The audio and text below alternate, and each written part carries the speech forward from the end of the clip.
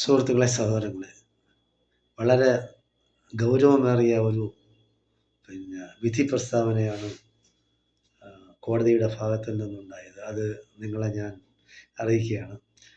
അതായത് 2-3 വർഷങ്ങൾക്ക് മുമ്പേ പല പിന്നെ പ്രശ്നങ്ങളും ഉണ്ടായ ഒരു കേസാണിത്. പാലത്തായി പീഡന കേസ്. പ്രതിയെന്ന് പറയുന്നത് കെ പത്മരാജൻ. അയാൾ ആ സ്കൂളിലെ അധ്യാപകനാണ്. ആ സ്കൂളിലെ ഒരുപാട് വിദ്യാർത്ഥിനികൾ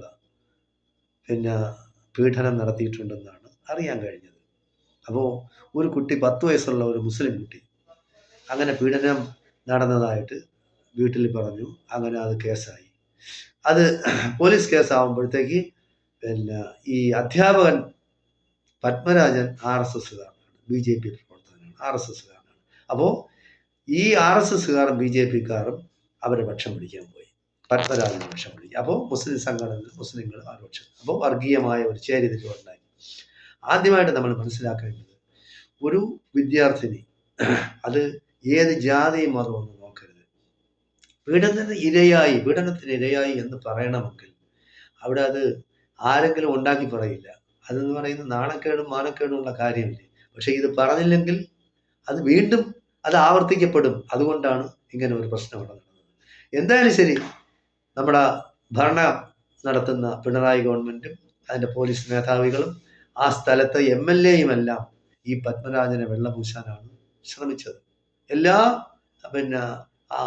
പോലീസ് മേധാവികളും, SP പോലും ഇയാളെ വെള്ളപൂശാനാണ് ശ്രമിച്ചത്. കുട്ടിയെ കൊണ്ട് മനഃപൂർവ്വമായിട്ട് പറയിച്ചതാണ് എന്നുള്ള രീതിയിലാണ് ഒരു കേസ് വന്നത്. അപ്പോൾ രണ്ട് പക്ഷമായി, BJPക്കാരെ RSS BJPക്കാരെ സപ്പോർട്ട് ചെയ്യുന്നതും മുസ്ലിം പെൺകുട്ടിയെ സപ്പോർട്ട് ചെയ്യുന്നത്. അപ്പോൾ അങ്ങനെ ഒരു പ്രശ്നം ഉണ്ടാകരുത്. മുസ്ലിം ആവട്ടെ, ഹിന്ദു ആവട്ടെ, ക്രിസ്ത്യാനി ആവട്ടെ, ആരായാലും ശരി, ഇങ്ങനെയുള്ള തെമ്മാടികളെ നമ്മുടെ നിയമത്തിന്റെ മുന്നിൽ കൊണ്ടുവരണം. അതിനി ആവർത്തിക്കപ്പെടരുത്. കാരണം നമുക്കെല്ലാം പെൺകുട്ടികൾ സ്കൂളുകളിലും കോളേജുകളിലും ഒക്കെ പഠിക്കുന്നതാണ്.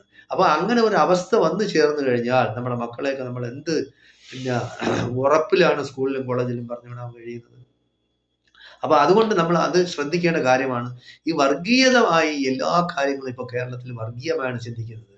മുസ്ലിം പെൺകുട്ടിയാണ് പീഡനത്തിന് ഇരയാകുന്നതും ഹിന്ദു അധ്യാപകനാണെങ്കിൽ അവർ അങ്ങനെ ഹിന്ദു ജാതിക്കാരെല്ലാം ഒരു ഭാഗത്തും, വേണമെങ്കിൽ അതിൻ്റെ കൂടെ ക്രിസ്ത്യൻകളും ചേർന്ന് മുസ്ലിങ്ങൾ വേറെ ഭാഗത്തും.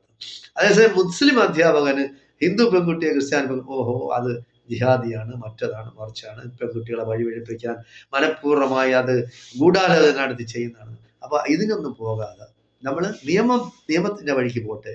അപ്പോൾ നിയമം ശക്തമായ രീതിയിൽ സത്യസന്ധമായി കൈകാര്യം ചെയ്യണം. ഇപ്പോൾ കോടതി പറഞ്ഞിരിക്കുന്നു ഇയാൾ കുറ്റക്കാരനാണ്. അപ്പോൾ സർക്കാരും പോലീസ് മേധാവികളും അല്ല എന്ന് പറഞ്ഞ്, MLA പോലും അല്ല എന്ന് പറഞ്ഞു. MLAക്ക് ഇതിനെപ്പറ്റി അറിഞ്ഞുകൂടാന്ന് വരെ പറഞ്ഞു. അപ്പോൾ അത്ര നിരുത്തരവാദിത്തപ്പെട്ട രീതിയിലാണ് MLA പോലും പെരുമാറിയത്, ഒരു സർക്കാരും പെരുമാറിയത്. എന്നാലും ശരി, അധ്യാപകനും BJP നേതാവുമായ പത്മരാജൻ 10 വയസ്സുകാരിയായ വിദ്യാർത്ഥിനിയെ പീഡിപ്പിച്ച കേസിലാണ് വിധി വന്നിരിക്കുന്നത്. ഇയാൾ കുറ്റക്കാരനാണ്. ഇവൻ ഒളിവ് ജീവിതം, അധ്യാപകൻ എന്ന് പറയാൻ പറ്റില്ല, ഇവൻ ഒളിവ് ജീവിതം നയിച്ചത് തന്നെ ഒരു ദുർഗാവാഹിനിയുടെ വീട്ടിലായിരുന്നു. അപ്പോൾ അവിടെ എന്തൊക്കെ ഇവൻ നടത്തിയിട്ടുണ്ടെന്നുള്ളത് ചിലപ്പോൾ കുറച്ച് കഴിയുമ്പോഴത്തേക്ക് പുറത്തു വരുമായിരിക്കും. പെൺകുട്ടിയെ പീഡിപ്പിച്ച ഈ അധ്യാപകന് ശിക്ഷയിൽ യാതൊരു കാരണവശാലും ഇളവ് കൊടുക്കാൻ പാടില്ല എന്നാണ് എല്ലാവരുടെയും അഭിപ്രായം. കാരണം അത് ഈ നാടിന്, ഈ സമൂഹത്തിന് തെറ്റായ ഒരു സന്ദേശം നൽകും. ജാതിയോ മതമോ രാഷ്ട്രീയമോ ഇങ്ങനെയുള്ള പ്രശ്നങ്ങൾ ആരും എടുക്കരുത്. കാരണം ജാതീയമായിട്ടും രാഷ്ട്രീയമായിട്ടും മതപരമായിട്ടുമുള്ള പിന്തുണ ഇങ്ങനെയുള്ള ചെറ്റകൾക്ക് സമൂഹത്തിലെ ക്യാൻസറാണ് ഇങ്ങനെയുള്ള ആൾക്കാർ എന്ന് പറയുന്നത്. അത് ഏത് ജാതിയായിരുന്നാലും ശരി, അവർക്ക് യാതൊരു കാരണവശാലും പിന്തുണ കൊടുക്കാൻ പോകരുത്. പ്രതി വിദ്യാസമ്പന്നനാണ്, അധ്യാപകനാണ്, പോരെ. അധ്യാപകൻ എന്ന് പറഞ്ഞാൽ കുട്ടികളെ പഠിപ്പിക്കുന്നവനാണ്.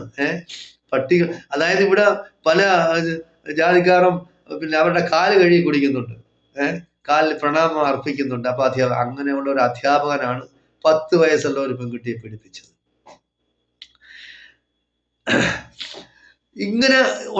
ഇങ്ങനെ സ്വഭാവ വൈകൃതമുള്ള അധ്യാപകരുടെ കീഴിൽ എങ്ങനെയാണ് കുട്ടികളെല്ലാം സുരക്ഷിതമായി വിദ്യാഭ്യാസം ചെയ്യുന്നത്?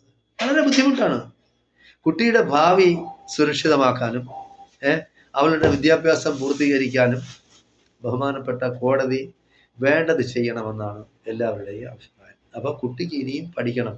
അതൊരു പിന്നെ വിദ്യാഭ്യാസം നിർത്തിപ്പോകാൻ ഇടവരരുത്. കുട്ടിക്ക് ഉമ്മ മാത്രമേ ഉള്ളെന്നാണ് അറിഞ്ഞത്. പിതാവില്ലാന്നും അനാഥ കുട്ടിയാണെന്നുമാണ് അറിഞ്ഞിരിക്കുന്നത്. അപ്പോൾ ഇങ്ങനെയുള്ള കുട്ടികളെ നോക്കി പീഡിപ്പിക്കാൻ നടക്കുന്നവരുണ്ട്. അപ്പോൾ ഒരുപാട് പെൺകുട്ടികളെ അവിടെ ആ സ്കൂളിൽ ഇയാൾ പീഡിപ്പിച്ചിട്ടുണ്ട്. കുറ്റങ്ങളും കുറവുകളും ഇയാളെപ്പറ്റി പറഞ്ഞിട്ടുണ്ട്. അവസാനം ഈ പെൺകുട്ടി മാത്രം എന്തുകൊണ്ട് കംപ്ലൈന്റ് ചെയ്തു എന്നുള്ളിടത്താണ് ഇവിടെ പ്രശ്നം വന്നത്. എന്തായാലും പ്രതിക്ക് പരമാവധി ശിക്ഷ കൊടുക്കണമെന്നും അത് നാടിനും നാട്ടുകാർക്കും ജനങ്ങൾക്കുമെല്ലാം ഒരു പാഠമാകണമെന്നും ആണ് എനിക്ക് പറയാനുള്ളത്. നന്ദി, നമസ്കാരം. ജയ് ഹിന്ദ്, ജയ് ഭാരത്.